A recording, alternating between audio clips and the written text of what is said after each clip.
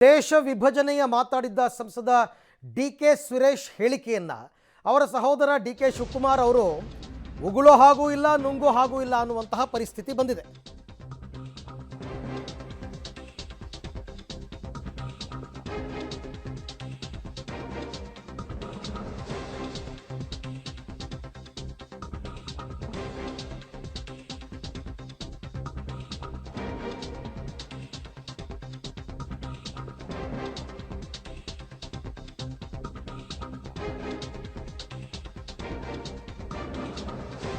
ಸಹೋದರನ ವಿಭಜನೆಯ ಮಾತಿನ ಬಗ್ಗೆ ಡಿ.ಕೆ.ಶಿ ನುಂಗೋ ಹಾಗಿಲ್ಲ ಉಗುಳೋ ಹಾಗಿಲ್ಲ, ಪರೋಕ್ಷವಾಗಿ ಸಮರ್ಥನೆ ಮಾಡಿಕೊಂಡ್ರು.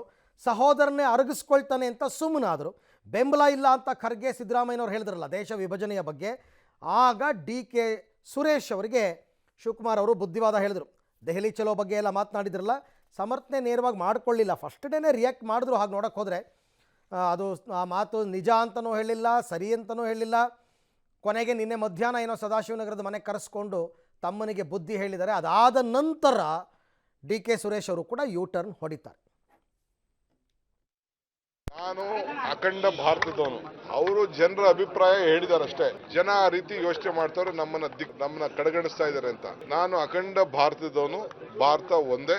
ಅದು ಅವರ ಜನರ ಭಾವನೆ, ಒಬ್ಬ ಏನ್ ನಮ್ಗೆ ಅನ್ಯಾಯ ಆಗಿದೆ ಅಂತ ತಿಳಿಸ್ತಾ ಇದ್ದಾರೆ ಅಷ್ಟೇ. ನಾನಂತೂ ಭಾರತ ಒಗ್ಗಟ್ಟಿರ್ಬೇಕು ಅಷ್ಟೇ. ಭಾರತ ಒಗ್ಗಟ್ಟಿರ್ಬೇಕು. ನಾವೆಲ್ಲ ಭೂತಾಯಿ ಮಕ್ಕಳು. ಕಾಶ್ಮೀರಿಂದ ಕನ್ಯಾಕುಮಾರಿವರೆಗೂ ಒಂದೇ. ಎಲ್ಲೂ ಅನ್ಯಾಯ ಆಗಬೇಕು. ಹಿಂದಿ ಬೆಲ್ಟ್ಗೂ ಏನೋ ಒಂದು ಪ್ರೋತ್ಸಾಹ ಕೊಡ್ತೀರಿ, ಅದೇ ನಮ್ಮ ಕಡೆಯ ಕೊನೆ ಹಳ್ಳಿಗೂ ಕೂಡ ನ್ಯಾಯ ಸಿಗುತ್ತೆ. ಬಗ್ಗೆ ಮತ್ತಷ್ಟು ಮಾಹಿತಿ ನನ್ನ ಕೊಲ್ಲಿಗೆ ಶ್ರೀನಿವಾಸ್ ಅವರಿಂದ ಪಡೆಯೋಣ. ಶ್ರೀನಿವಾಸ್, ಡಿ.ಕೆ. ಶಿವಕುಮಾರ್ ಅವರು ಉಪಮುಖ್ಯಮಂತ್ರಿಗಳು ಮಾತ್ರ ಅಲ್ಲ, ಅವರು ಪಕ್ಷದ ರಾಜ್ಯಾಧ್ಯಕ್ಷರು ಕೂಡ ಹೌದು. ಹಾಗಾಗಿ ಪಕ್ಷಕ್ಕೆ ಡ್ಯಾಮೇಜ್ ಆಗುವ ಹೇಳಿಕೆಯನ್ನು ಯಾರೇ ಕೊಟ್ಟರೂ ಕೂಡ ಅದನ್ನು ಸರಿದೂಗಿಸ್ಕೊಂಡು ಹೋಗಬೇಕಾದ ಅನಿವಾರ್ಯತೆ ಅವ್ರಿಗಿದೆ.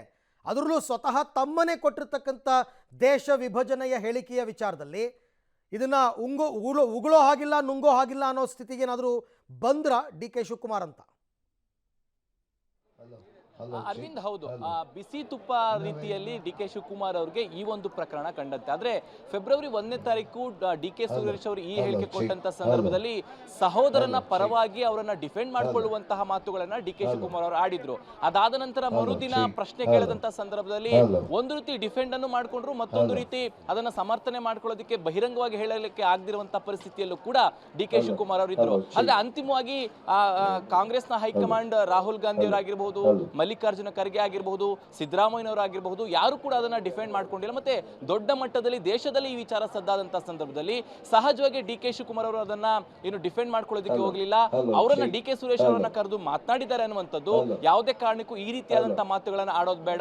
ಒಂದ್ ವೇಳೆ ಈ ರೀತಿ ಆಡಿದ್ರೆ ಅದು ಬಿಜೆಪಿಗೆ ಆಹಾರ ಆಗುತ್ತೆ. ಮತ್ತೆ ಭಾರತ್ ಜೋಡೋ ಅಥವಾ ನ್ಯಾಯ ರ್ಯಾಲಿಯನ್ನ ಮಾಡ್ತಿರುವಂತಹ ಸಂದರ್ಭದಲ್ಲಿ ಈ ರೀತಿಯಾದಂತಹ ಹೇಳಿಕೆಗಳು ಪಕ್ಷಕ್ಕೆ ಮುಜುಗರ ಆಗುತ್ತೆ ಅನ್ನುವಂತಹ ಸಲಹೆಯನ್ನ ಡಿ.ಕೆ. ಶಿವಕುಮಾರ್ ಅವರು ಸಹೋದರರಿಗೆ ನೀಡಿದ್ದಾರೆ ಅನ್ನುವಂಥದ್ದು. ಹಾಗಾಗಿ ನಿನ್ನೆಯ ಹೇಳಿಕೆ ಡಿ.ಕೆ. ಸುರೇಶ್ ಅವರದು ನನ್ನ ಹೇಳಿಕೆಯನ್ನ ತಿರುಚಲಾಗಿದೆ, ಬಿಜೆಪಿಯವರು ತಿರುಚಿದ್ದಾರೆ ಅನ್ನುವಂತಹ ತೇಪೆ ಹಚ್ಚುವಂತಹ ಕೆಲಸವನ್ನ ಮಾಡಿದ್ರು. ಎಲ್ಲ ಒಂದ್ ಕಡೆ ಸಹೋದರನ ಮೇಲಿನ ಪ್ರೀತಿಗೂ ಕೂಡ ಡಿ.ಕೆ. ಶಿವಕುಮಾರ್ ಮೊದಲೆರಡು ದಿನ ಅವರನ್ನ ಡಿಫೆಂಡ್ ಮಾಡಿಕೊಳ್ಳುವಂತ ಕೆಲಸ ಆಯ್ತು. ಆದ್ರೆ ಅಂತಿಮವಾಗಿ ಹೈಕಮಾಂಡ್ ನ ಕೋಪ ಇದೆಲ್ಲವೂ ಕೂಡ ಡಿ.ಕೆ. ಶಿವಕುಮಾರ್ಗೆ ನುಂಗಲಾರದ ತುತ್ತಾಗಿ ಈ ರೀತಿಯಾದಂತಹ ವರ್ತನೆಗಳಿಗೆ ಅದು ಪರಿವರ್ತನೆ ಆಗಿದೆ ಅಂತ ಹೇಳ್ಬೋದು. Arvind, okay, thank you. ತಮ್ಮೆಲ್ಲ ಮಾಹಿತಿಗೆ ಧನ್ಯವಾದ ಶ್ರೀನಿವಾಸ್. ಸೊ ಒಟ್ಟಾರೆ ಡಿ.ಕೆ. ಶಿವಕುಮಾರ್ ಅವರು ನೇರವಾಗಿ ಖಂಡಿಸಬಹುದಾಗಿತ್ತು, ನನ್ನ ತಮ್ಮನ ಹೇಳಿಕೆ ಸರಿಯಲ್ಲ ಅಂತ. ಯಾಕೆಂದರೆ ಎಲ್ಲರೂ ಕೂಡ ಕೇಂದ್ರ ಸರ್ಕಾರ ಏನು ಅನ್ಯಾಯ ಮಾಡ್ತಿದೆ ಅದನ್ನು ಜನರಿಗೆ ತಲುಪಿಸಿದ್ವಿ ಅಂತ ಹೇಳ್ತಾರೆ. ಆದರೆ ದೇಶ ವಿಭಜನೆ ಅಂತಕ್ಕಂಥ ವಿಚಾರದ ಬಗ್ಗೆ ಯಾರೂ ಮಾತಾಡ್ತಾ ಇಲ್ಲ. ಅದನ್ನು ಸಮರ್ಥನೆ ಮಾಡ್ಕೊಳ್ಳೋಕ್ಕಾಗತ್ತಾ ಯಾರಾದರೂ? ಖಡಾಖಂಡಿತವಾಗಿ ನಾನು ಅದನ್ನು ಖಂಡಿಸ್ತೀನಿ ಅಂತಕ್ಕಂಥ ಹೇಳಿಕೆಯನ್ನು ಡಿ.ಕೆ. ಶಿವಕುಮಾರ್ ಅವರು ಕೊಡಬೇಕಾಗಿತ್ತು. ಆದರೆ ಅದನ್ನು ಹಾಗೆ ಅಡ್ಡಗೋಡೆ ಮೇಲೆ ದೀಪ ಇಟ್ಟವ್ರು ಹಂಗೆ ಮಾತನಾಡಿ ನಾನು ಮಾತ್ರ ಅಖಂಡ ಭಾರತದವನು ಅಂತಂದರೆ ನನ್ನ ನಿಲುವು ಬೇರೆ, ನನ್ನ ತಮ್ಮನ ನಿಲುವು ಬೇರೆ ಅಂತ ಆಗುತ್ತೆ. ಸೊ ಹಾಗಾಗಿ ನೋಡೋಣ ಏನಾಗುತ್ತೆ ಅಂತ.